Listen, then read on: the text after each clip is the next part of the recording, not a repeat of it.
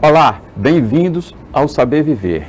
Saber Viver é um programa para o seu envelhecimento, para a sua velhice e para seu longeviver satisfatório.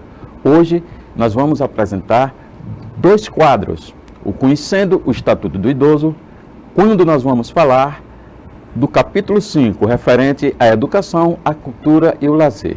E no quadro Viver é Saber, nós vamos falar com a gerontologista, assistente social, membro do Conselho Estadual do Idoso, na função de vice-presidente, membro da ABRAS e da Associação Nacional de Gerontologia, no estado de Alagoas, a Betânia Jatobá. O Estatuto do Idoso é a Lei Federal 10.741, de 2003, que regula os direitos e as garantias da pessoa idosa. O capítulo 5, que fala da educação, cultura, esporte e lazer, diz o seguinte, artigo 20, o idoso tem direito à educação, cultura, esporte, lazer, diversões, espetáculos, produtos e serviços que respeitem sua peculiar condição de idade.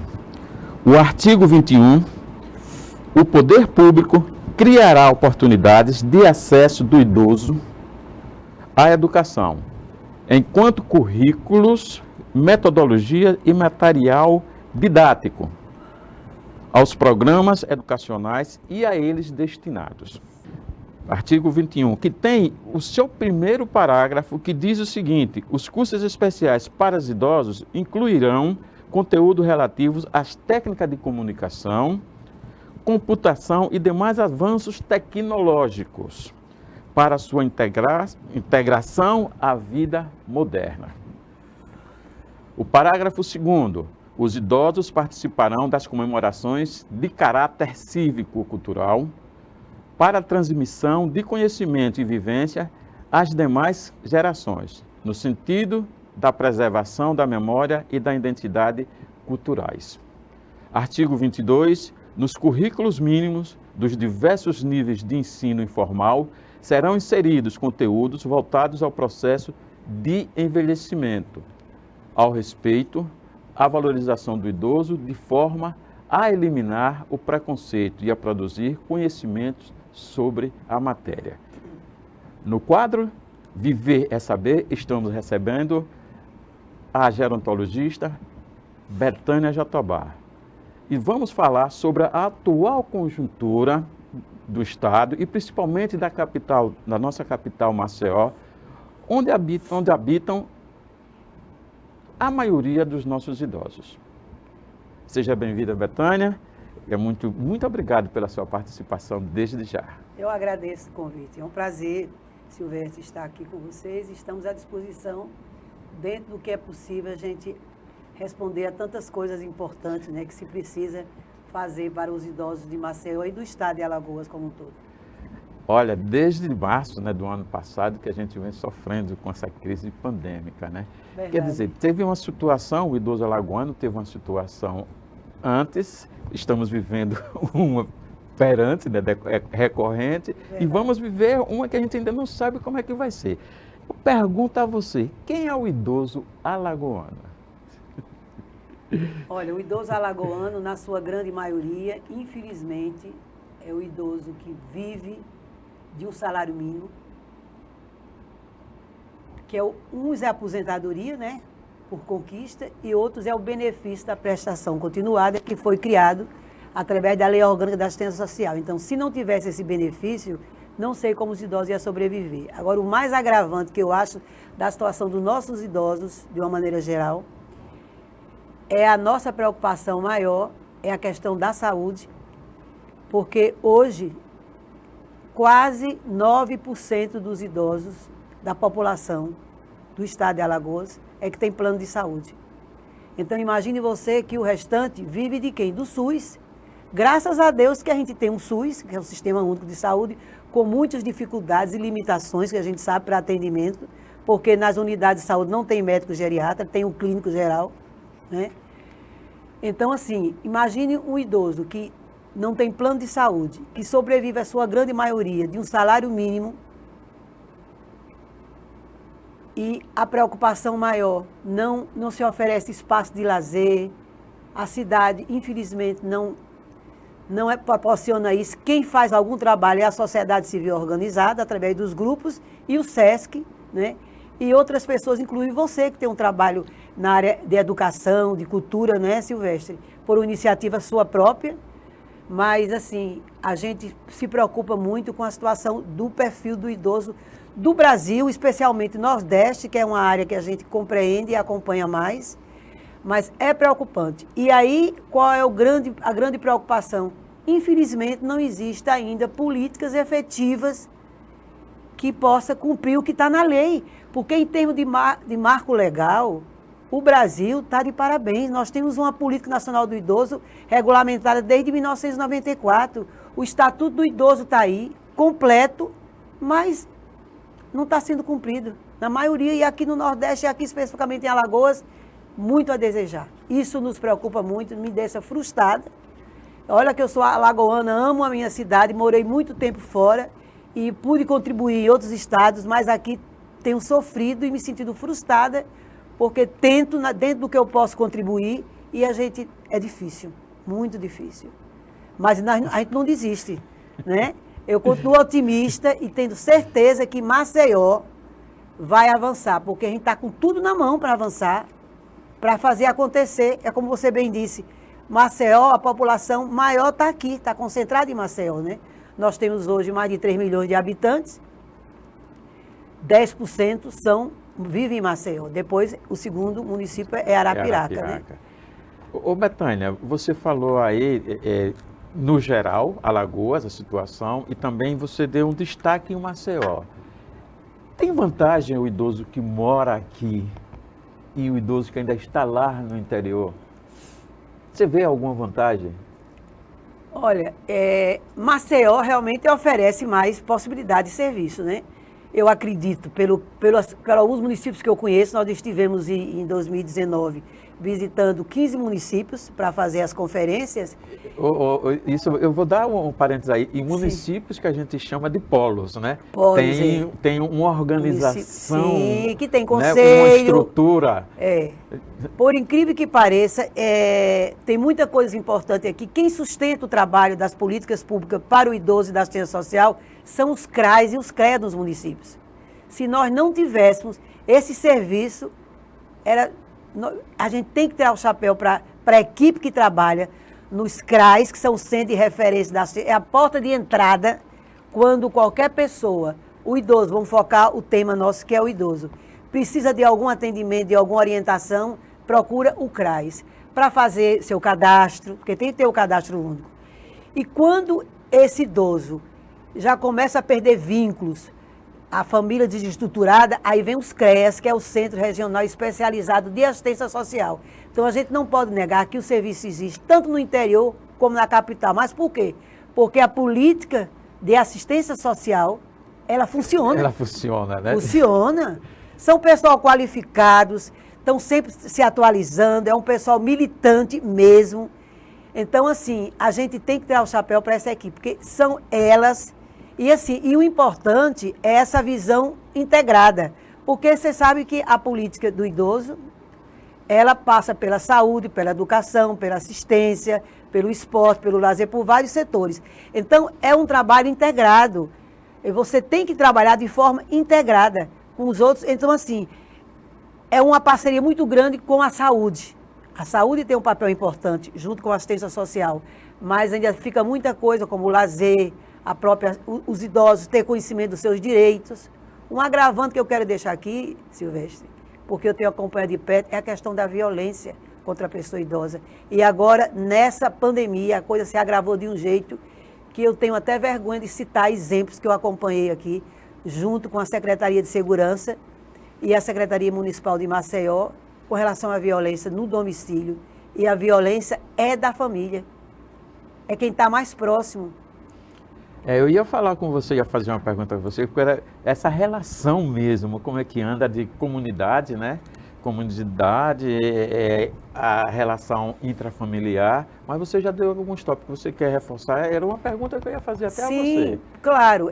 A gente tem percebido, né, é comprovado que, por conta da situação de desemprego, os netos e os filhos se utilizam muito do cartão do idoso, da sua aposentadoria. Ele, por sua vez, por incrível que pareça, se permite deixar seu cartão, entregar com senha, para ter a companhia deles. Por incrível que pareça, chega a denúncia de filhos, dos vizinhos com relação ao tratamento do filho com o idoso, aí você manda fazer a visita lá. Quando você chegar lá, eles negam. Sabe por que nega? Porque ele acha que vai ser preso, que vai ser... Aí ele não quer perder aquela companhia. É igual a história da mulher, quando é violentada pelo marido, que ela não denuncia. O que é que ajudou muito? A Lei Maria da Penha, né? As pessoas têm medo, reclamam, mas quando você vai apertar e que você faz a visita, vamos tomar as providências, eles negam. E isso passa por uma consistência de políticas públicas, Sim, de gerontologia educacional, para o idoso se empoderar e saber dos seus direitos. E outra coisa, por exemplo, como acabamos de falar, você também, eu estou sempre com o meu estatuto, mas o meu é menorzinho para dar na bolsa, né?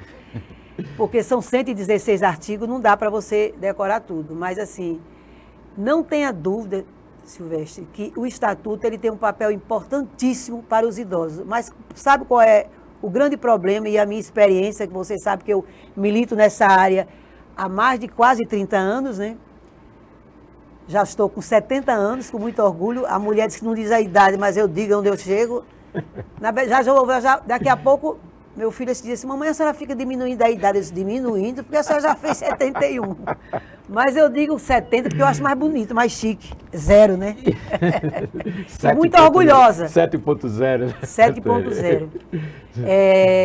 Então, Silvestre, eu tenho me preocupado muito com relação a essa questão da situação como os idosos têm vivido, porque está aí o estatuto, foi discutido e rediscutido. Eu acompanhei, inclusive, na época, eu tive o privilégio de, na Câmara dos Deputados, junto com os relatores, que eram 2 deputados de Minas Gerais, participar das discussões. E, de repente, o idoso, que é o maior protagonista, ele desconhece. Ele não sabe. Não sabe. Então, para mim... 2 minutinhos. Pois não. Olha, a gente, quando veio propor esse programa aqui ao pessoal da diretoria da TV Assembleia, que até hoje eu agradeço, uma das propostas que nós fizemos foi que nós íamos ter um quadro permanente do Estatuto do Idoso, como se fosse uma escola. Além da gente fazer leitura dos artigos aqui em cada programa que nós fazemos, a gente faz um programa com um especialista na área de direito, que ele vai fazer comentários e dicas sobre cada artigo que nós falamos. Isso é fundamental. Olhe, veja só. Desculpa, quando eu digo o Estatuto está aí, perfeito. Agora, infelizmente, você sabe que mais de 50% dos idosos que hoje estão com 70 e 80 anos, ele não sabe ler, são analfabetos. Mas tem o filho, tem a família que pode ajudar ou ter conhecimento. Então, assim, os direitos estão aí, claros, mas ele não sabe, não conhece e não sabe onde buscar. Não é só dizer tem direito aí, sim, eu vou aonde? Eu procuro quem? E se não for atendida, por exemplo, no município, quem é que você pode contar? Com os promotores de justiça. E nem todos os municípios têm promotores de justiça. A violência é permanente. Quais são as maiores? Omissão, negligência, uso do dinheiro indevidamente, abandono. E o idoso tem de ter conhecimento dessas situações. Onde buscar esse direito? Vai na promotoria de justiça, procura o Conselho Municipal do Idoso, que infelizmente, hoje Alagoas não tem muitos conselhos, é outro desafio que o Conselho Estadual do Idoso está na luta, porque é a política, é o Conselho Municipal que cobra do poder público o direito da pessoa idosa, provoca o poder público, tenta aprovar o fundo o fundo municipal ou o fundo estadual dos direitos é uma forma de entrar recurso, porque sempre é desculpa quando você vai pedir qualquer coisa a qualquer gestor, seja ele municipal, estadual, não tem recurso, não tem orçamento. Então, quando eles querem, tem. É vontade política. Não tem para construir hospital, não tem para construir tantas escolas, por que não tem dinheiro? Fora que esses recursos que estão nos fundos é um recurso próprio, né? De identidade própria, né? Do idoso para o segmento. Os nossos impostos, né? Os nossos impostos, né? Que o recurso que está aí são todos arrecadados, que a gente sabe, né? Então, assim, eu acho que, quando você citou aí o destaque da educação, eu acho importantíssimo os temas transversais levar para a escola, para orientar as crianças sobre o processo de envelhecimento, que a gente já tem que se cuidar desde cedo, né? Então, é uma coisa que não avançou em poucos estados, né? Eu acho, inclusive, até a Tereza da ANG, ela defende muito, eu acho que até a tese de mestrado dela foi em função disso, mas o problema é o seguinte, quem manda na escola é o diretor e os professores. Se não houver, você não pode obrigar ao professor dar esse tema na escola. Mas porque ele é um tema transversal. Sim. Mas o estatuto rege, sim. Tem de ter ensino gerontológico. Pois é, mas é uma proposta, mas isso é uma proposta. Não é, a lei diz, mas não obriga, porque o que é que eles argumentam, os professores e os diretores de escola? Que você já tem os temas básicos, português, matemática, história, geografia, que eles não dão conta, então assim, mas aí, Silvestre, deixa eu te falar uma coisa, não precisa ser um tema, não precisa ser uma disciplina, é a transversalidade. Quer ver uma sugestão que a gente teve, uma experiência em alguns estados, Juiz de Fora é exemplo disso, interior de Minas, Manaus mesmo fizemos isso, você sensibilizar os professores, tipo, 1º de outubro não é o Dia Internacional da Pessoa Idosa, não é comemorado no mundo inteiro, né? Então aproveita essa data e você faz na escola, provoca esse momento com os alunos para fazer uma redação, entreviste o seu avô, entreviste o seu tio. Ô Betânia, você falou desse 1º de outubro, que há muito tempo eu venho questionando até. A data, o 1º de outubro, sempre a gente pega, de 2 em 2 anos a gente pega a eleição. Você já notou? Sim. Não dá para fazer, por exemplo, projetos desses tipos. Ou eleição, sensibilização, né? Ou eleição, ou o Dia da Criança já está com tanta intensidade que esquece até passa em branco, infelizmente. Mas a mídia tinha que ter esse papel importante. Fazer chamadas na mídia, respeito o idoso, um dia você há de contar com esse respeito. Olha, você me provocou várias perguntas que a gente sai até da pauta. Mas veja tá tudo no meio. Tá bom. Olha, veja bem, você me falou essa coisa aí da falta de estrutura para uma educação gerontológica, aí eu me lembro que nós temos alguns recortes que Alagoas vive num subenvelhecimento, justamente por essas condições que nossos idosos não têm.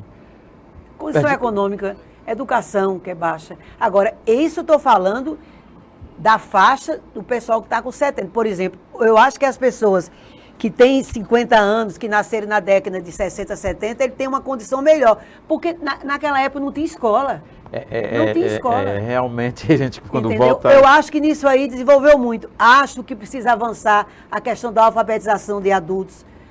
Porque você não pode misturar numa sala de aula. Por que os idosos recuam? Começam e você vai avaliar no final e desiste. Por quê? Você não pode misturar 20 e 24. Tinha que ser uma sala exclusiva para a faixa etária a partir de 60, 80 ou até 90 anos. A gerontologia é uma ciência muito nova. Existe no Brasil conhecimentos, existem projetos de uma outra ciência, ou uma ciência, subciência dentro da ciência de gerontologia, que é a gerontogogia, pedagogia para o idoso. Está avançando devagarinho. Quem sabe no futuro a gente não terá essa... a gente tem esperança, né? E você me falou uma coisa interessante também, aí a questão de idosos de 70, idosos de 60.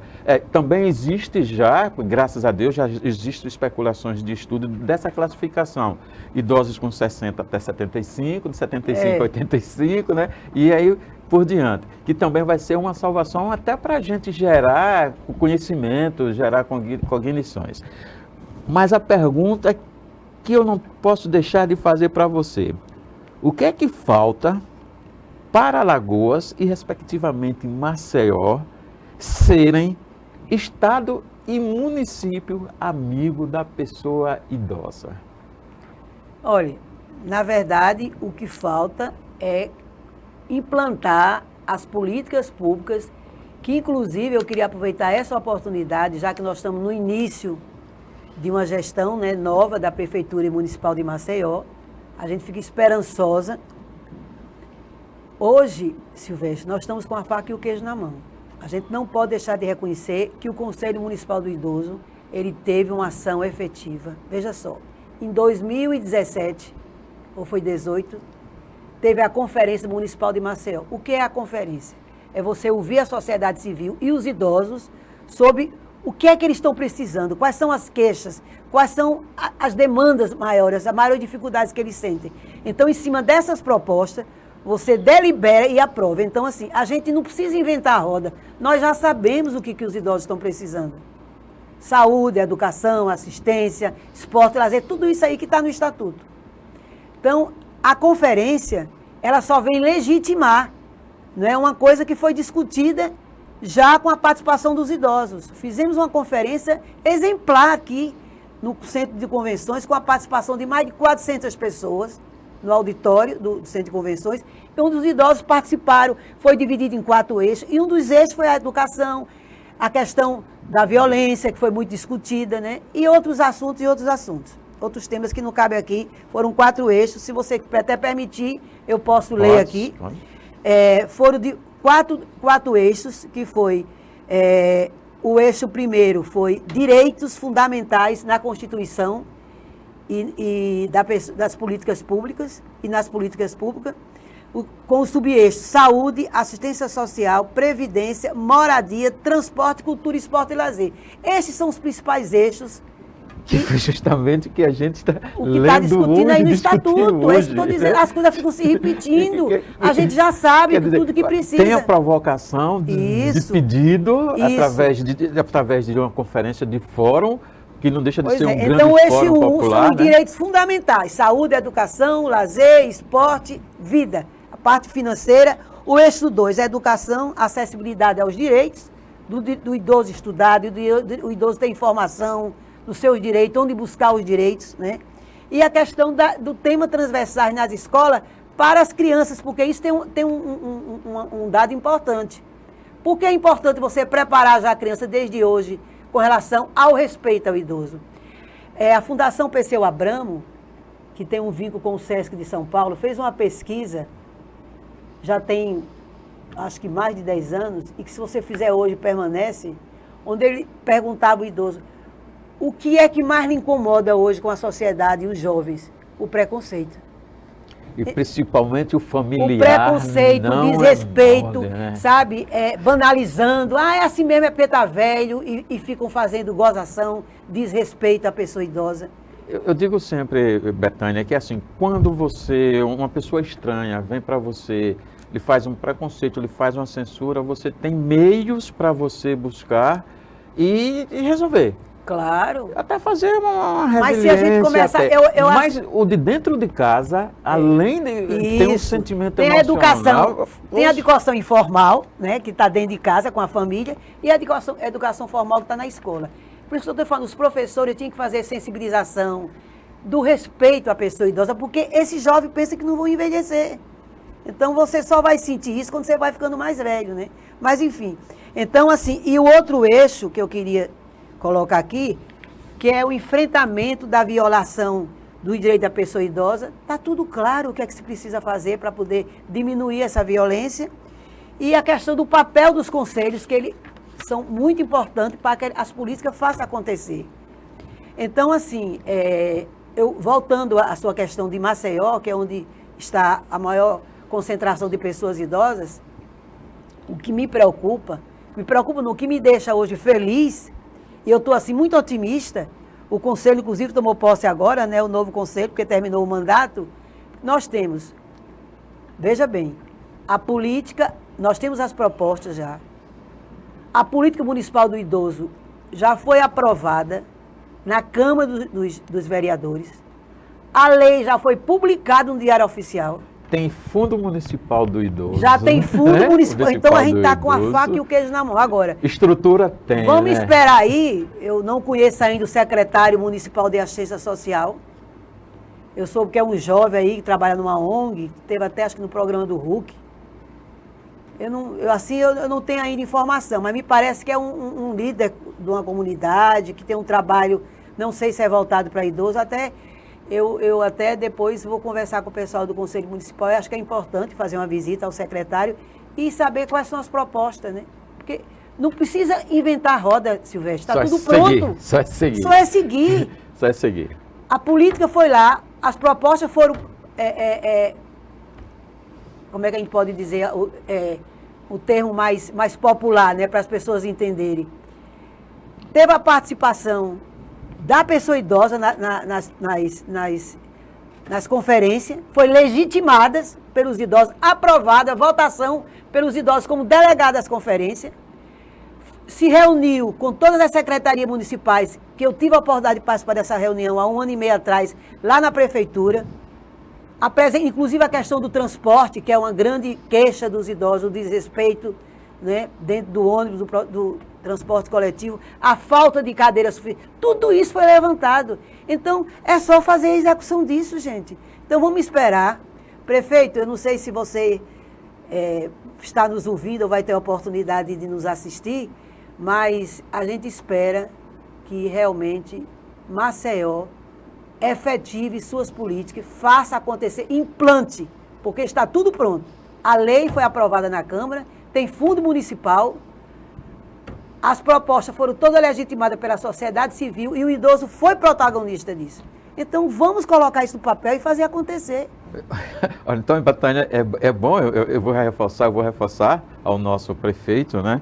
O JHC, jovem, dinâmico, né? Pois é. Com toda a intensidade da vida do seu vigor, que não é ela só, que ela já disse que é idosa, eu também sou idoso e nós estamos aproveitando esse canal para você efetivar. Nós precisamos que Maceió seja uma cidade amiga da pessoa idosa. Urgente, mas urgente mesmo. Inclusive, sobre isso, foi criado há 3 anos atrás, eu até tive a oportunidade de participar desse lançamento, o EBAP, Estratégia Brasil Amigo da Pessoa Idosa. O programa perfeito, muito organizado, muito estruturado, foi até elaborado pelo Kalash, que representa o Brasil na Organização Mundial na OMS, e foi lançado, tudo muito bonito, perfeito, todo passo a passo, mas não dão recurso financeiro nenhum. Então, como é que você vai fazer um trabalho desse nos municípios se você não dá recurso nenhum? O município não tem recurso, né? Mas, assim, independente de ter recurso ou não, às vezes não precisa o dinheiro, o valor, precisa de gestão, do respeito, de acessibilidade, que coisas pequenas que pode se fazer, o respeito na fila dos bancos, acessibilidade, quantos acidentes domésticos e na própria rua tem acontecido com o idoso, porque não tem acessibilidade às calçadas altas, o ônibus para você subir aquela dificuldade. Então, isso são tomadas de decisões de quem está na linha de frente desse serviço, entendeu? Gestor, Silvestre? população fazendo seu protagonismo, né? Exatamente. Exigindo. Betânia, infelizmente, lamentavelmente, nosso programa já está na reta final. Eu sempre costumo fazer uma última pergunta, uma última citação. O que é que você gostaria de citar, de destacar aqui, que eu não perguntei? Olha, eu vou dizer uma coisa que eu nem sei nem se cabe aqui, mas eu estou nessa militância, você me conhece, Silvestre, há um bom tempo, trabalhando com as pessoas idosas desde os meus 42 anos, né, quase 30 anos. Sou servidora pública, federal aposentada, fui transferido para Brasília, fui morar em Manaus, e em Manaus eu tive a oportunidade de implantar políticas efetivas. Eu nem vou fazer propaganda aqui, sabe, Silvestre, porque esse mérito não foi só meu. É porque a gente colocou o idoso nessa discussão maior, entendeu? E assim, me sinto frustrada, porque hoje voltei para a minha cidade, para Maceió, e as pessoas cobram. Por que não acontecem as coisas aqui em Maceió? Porque não depende de uma pessoa só. é um conjunto de pessoas comprometidas, envolvidas, que enfrente o governo, que enfrente o prefeito, o governador e peça o apoio. Porque quando ele tem vontade, militância e escute os conselhos, escute quem está na linha de frente, porque a gente tem tudo para ser uma cidade amiga do idoso, se a gente procurar fazer as ações efetivas, que está pronto, está aí, gente. O Estatuto e a Política Nacional do Idoso. Betânia, e atendo a do município. Eu fico, a gente, quando você fala uma não sei coisa se dessa, falamos muito, se perdeu o objetivo, mas... Não. Eu lhe agradeço pela sua participação, é relevantíssima para Obrigada. Essa luta que nós temos aqui. Principalmente no nosso tempo acabou canal. já? O tempo acabou, felizmente. Mas eu queria falar na Abras, que é na associação Pronto, que eu nós vamos represento. fazer um programa só pela Abras. direcionado Pronto. pela Abras, tá Eu bem? agradeço. Muito obrigado, telespectador. Nos aguarde para o próximo. Eu que agradeço, Silvestre.